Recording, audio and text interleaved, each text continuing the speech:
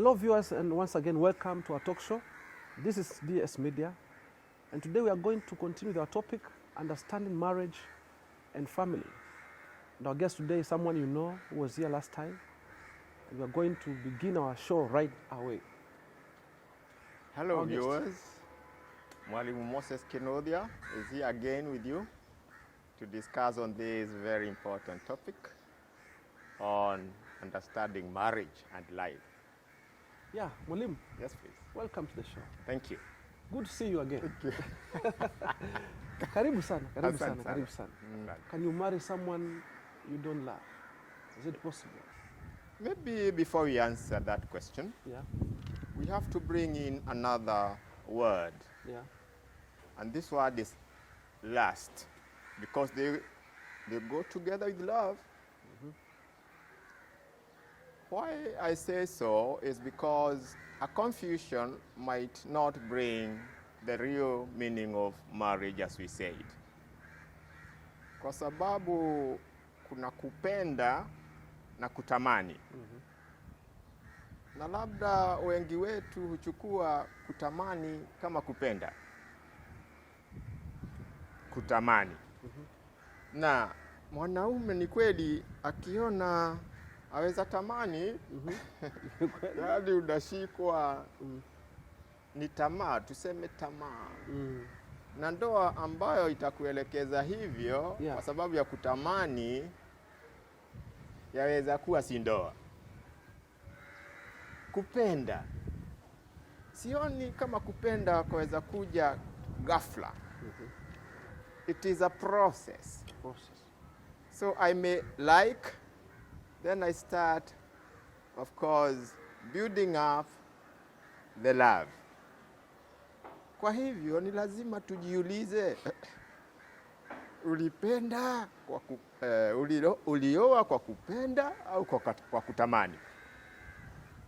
Kwa sababu ni kweli, it can be either yes or no.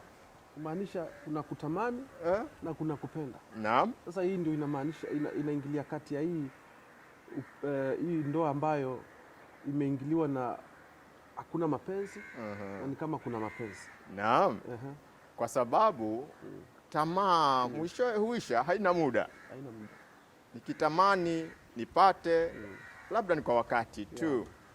Lakini nikipenda nipate, nioe, nimevutiwa na kitu ambacho kinaisha, yani kinaendelea kuishi, hakiishi. Kama vile nasema tamaa huisha, ikiisha si ndio itaisha. Lakini ukipenda, penzi huja, na mnapokaa pamoja, penzi huwa mapenzi na yanaendelea ndoani vizuri. Na hapa basi ndipo tunaona kuna hatari nyingi sana ambazo huletwa na hali hii. Many frictions, because maybe the first step was missed. Have I lusted or have I loved?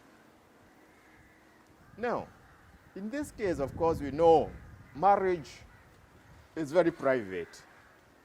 Kwa sababu ni jambo la watu wawili hawa. As private as it is, frictions and also conflicts are private. They are individual between the two people.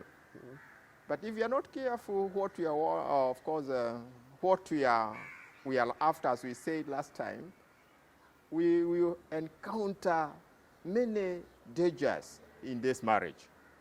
You know, the first marriage was designed by God, and there was a lot of love. There was no lust, but love. Now,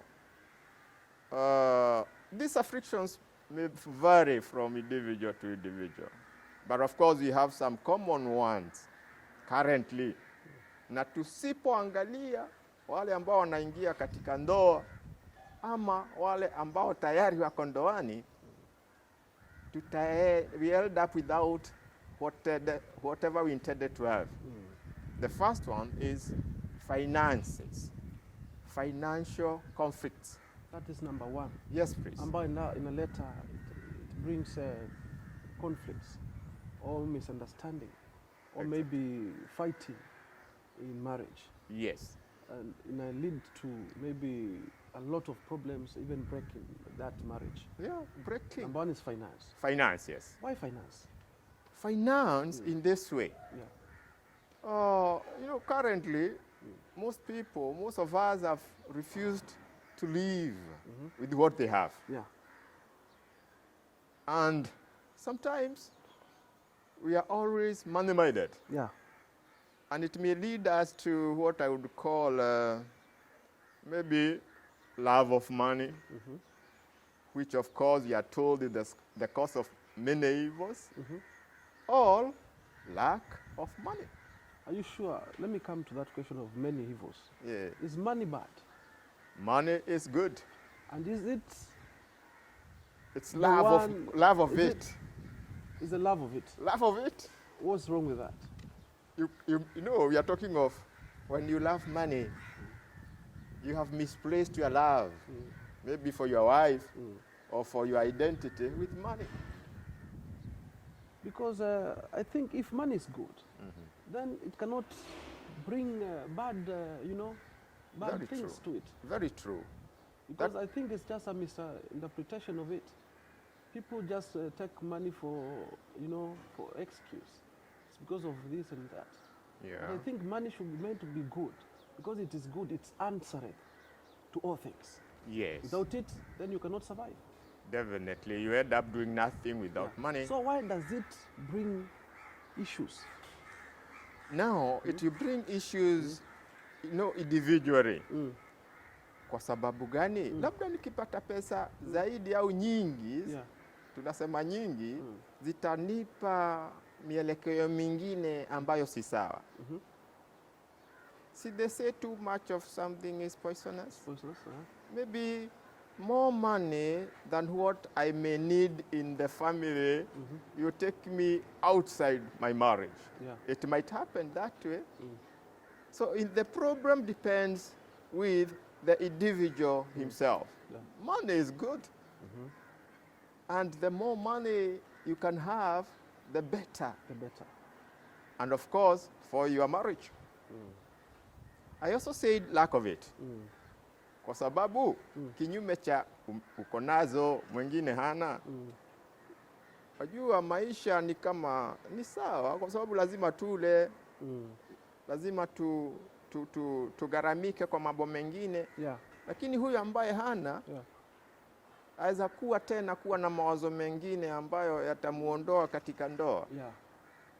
But importantly is if we accept what we have and we feel we are satisfied with that and we plan from there, then money is very good. Very good. It will definitely give us what we'd call satisfaction in marriage. Yeah. So the problem is that we don't accept our situations. Exactly. We don't accept where we are per time. Exactly. You see. So that's the problem. Now when money is involved, many things they start arising. You see now, money is about meeting our needs. Yeah. And as we know, we talk of three basic needs. Yeah. You know them? Yeah, I know them. But currently, or mostly, we find people adding more needs. Yeah. So more needs will mean more money. More money, yeah. And if you are not balanced, you may end up thinking of more money, just more money. But of course, the marriage is suffering. So that's why I'm stressing that. If we are not careful, maybe we minimize our financial needs, which is very possible. We will end up with strong marriage relationships. Okay. So that the area of money we have the understanding now. Very good. So what is another problem that brings conflicts in marriage? Because it's not only money. You see now, Bernard, the issue of money will now lead to a lot of other conflicts. I've said, for this man with a lot of money, this much money may lead this man to what I would call another friction, adultery Adultery, okay. or infidelity. So, so you have to understand exactly why it is coming in marriage. And that is why the other affliction comes in. Most probably, or mostly, what we do call the sexual experience in the marriage. That's another problem, because each has a role to play in marriage. You remember when Paul wrote to the Corinthians, he said, the wife is not a master of her body, neither is the husband. So from money has brought infidelity. Infidelity, of course, brings in the other friction, which is sexual conflicts in the marriage. Yeah, and I think we understand what that means, because it will bring what we call mistrust, kutoaminiana. Na huku kutoaminiana ukweli kutasababisha mambo mengi sana. Hata kifo chaweza kuja hapa. Naona. Sasa huku kumeletwa na nini? The moment now we are able to understand from the initial point of finance to infidelity to this unfaithfulness, then we'll definitely be able to understand how to live in marriage. Yeah. Because I think it's very important to live in peace in marriage. Because this thing we are talking about called marriage is holy. Okay? So when these things arise, it becomes no more holy. Yeah. So now that's the point. Yeah, it's the point now we are coming to that. How to live in a peaceful marriage, how to live in a joyful marriage. You see, so that we can understand what it takes for someone to enjoy his or her marriage. Yeah, it is important. Because if we don't, if the man does not play his role in marriage, then we are failing. Yeah. And the same way applies to the wife. You see, we discussed of the issue of love, because marriage is man, and man is marriage. That's the most important part as we talk of a holy marriage. It is the man who was told not to be alone and to move away and join. Kwa hivyo hapa sasa tuona huyu mwanaume ndiye aweza kuwa tatizo ama suluhisho katika ndoa, kwa sababu yeye ndiye kichwa kama tunavyojua au tunavyosema. Lakini kichwa cha kufanya nini? Hapo sasa ndipo tujiuliza. Ndio hapo. Ukisema hivyo, kichwa cha kufanya nini? Cha kufanya nini kweli? Ndio hapo hata mimi sasa nilikuwa nataka tujue. Man is the head of the family. Ni kumaanisha kwamba huyu mwanaume ambaye ni head of the family akishindwa, ndio haya mambo yote yanatokea. Nitasema naam. Yes, because if we look, for example, at the word man, just simply you and I, man. Yeah.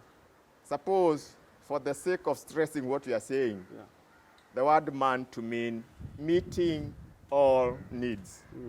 M for meeting, A, all needs. I'm very sure that if we do that as men, then the marriage is strong.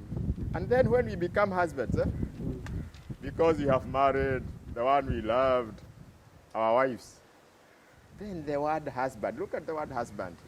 And we look at it this way.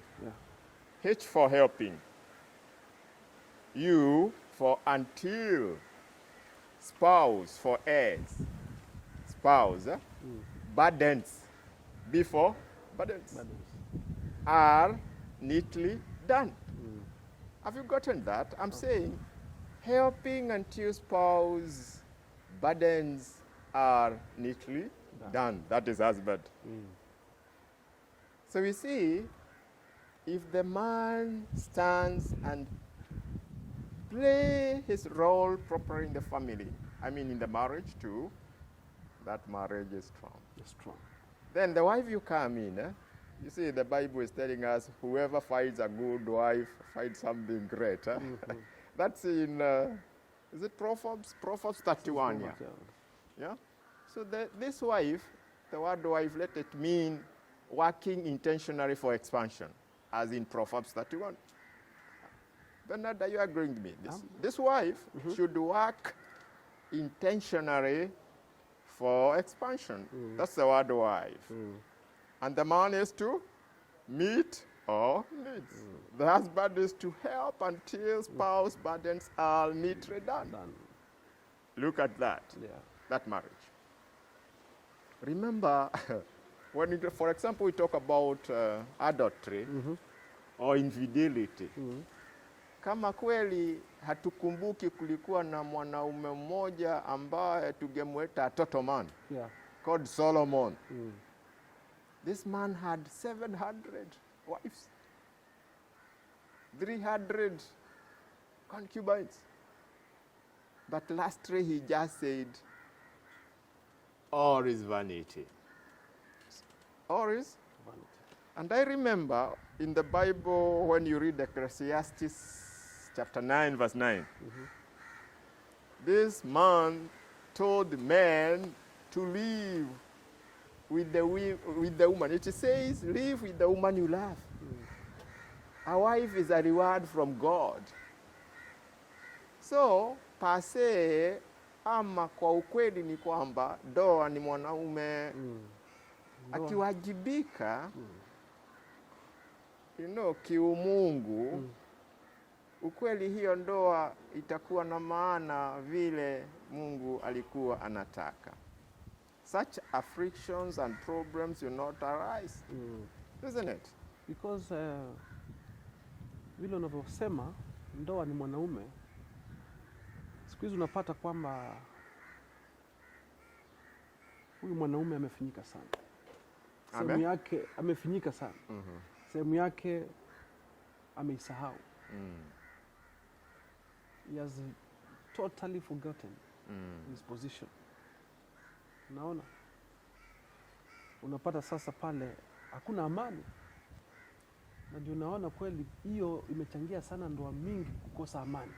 Kweli. Kwa sababu kwa vipi, you don't have to lose your position.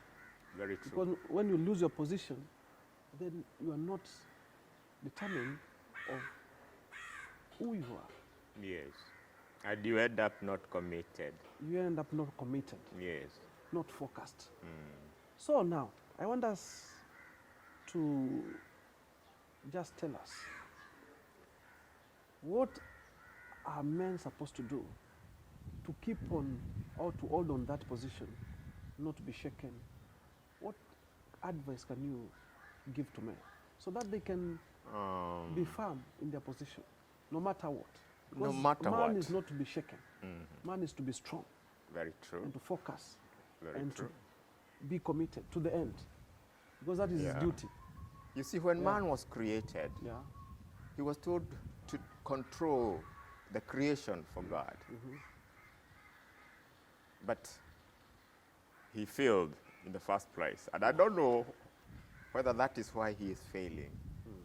Because again, when we say the man is the head, you see, the head is the person. Without the head, there's nothing. There's nothing. The head is seeing, the head is hearing, the head is tasting, the head is talking. But the most important thing is the head is thinking.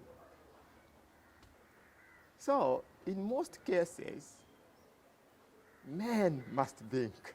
Must think. And bring in ideas which are good and fit their families. If they come with those ideas and maybe with solutions they give to their next, their wives, together they will say yes or no.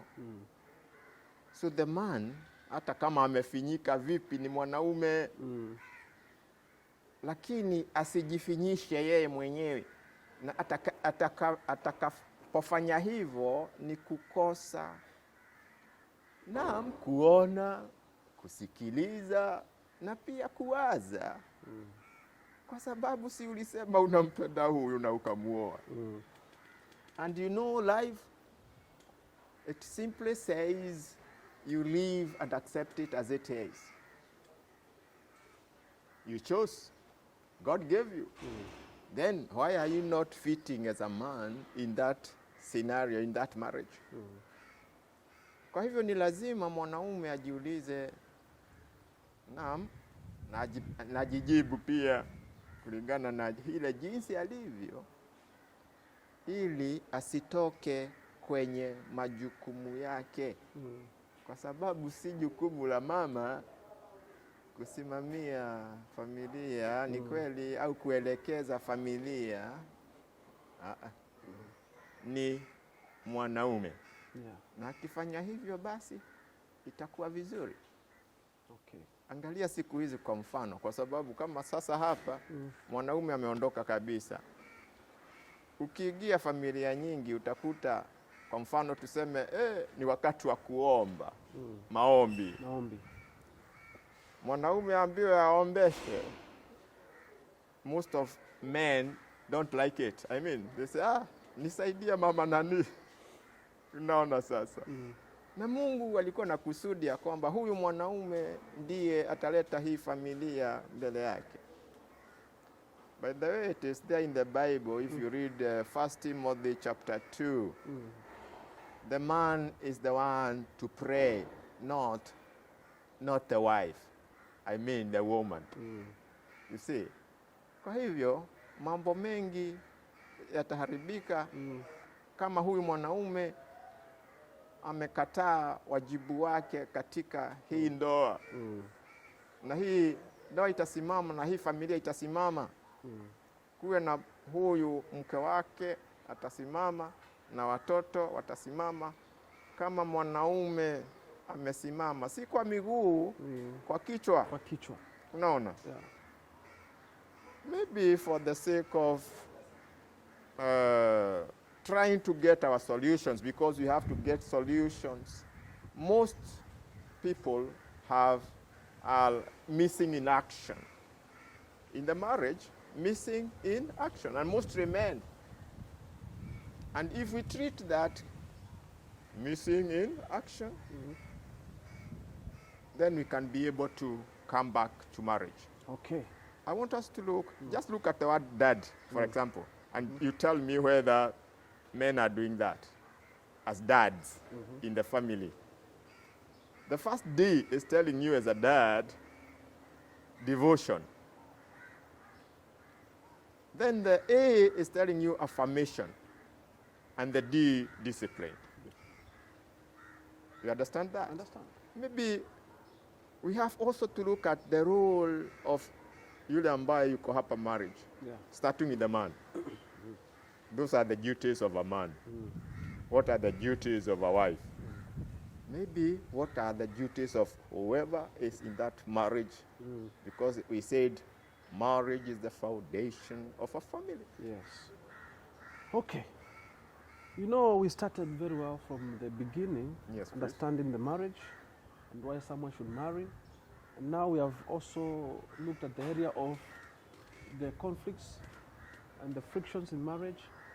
So I believe next time we go to the topic of the duties, in order for this person to enjoy this our marriage. Because marriage is somewhere you have to enjoy your life. Very true. You see. So we will come to that next time. That will be next week. We talk about the duties, what should be done so that someone can enjoy it, not to cry in it, not to suffer in it, you know. Not to miss in Not action. to miss in action. Yeah. Okay. That is where we will begin next time. We come back. So now we have come to the end of the show. Thank you. And to all our viewers, we are thanking you for watching. And we'll be here, right here next week So please don't forget to subscribe, Like and share. I've been your host, Bernard Mbuta. Until next time, see you.